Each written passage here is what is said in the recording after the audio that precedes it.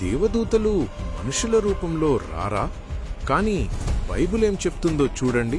ఆదికాండము 18వ అధ్యాయంలో దేవుడు మరియు ఇద్దరు దూతలు ముగ్గురు పురుషులుగా అబ్రాహాముకు కనిపించారు.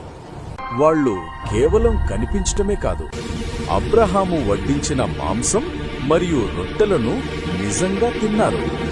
ఇప్పుడు దానియేలు 8వ అధ్యాయం 15వ వచనం చూడండి.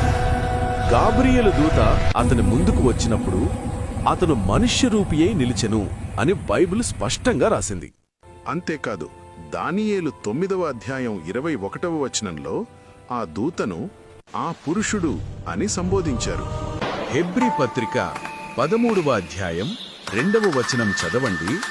కొందరు తమకు తెలియకుండానే దేవదూతలకు ఆతిథ్యమిచ్చిరి అని ఉంది. కాబట్టి దేవదూతలు మనుషుల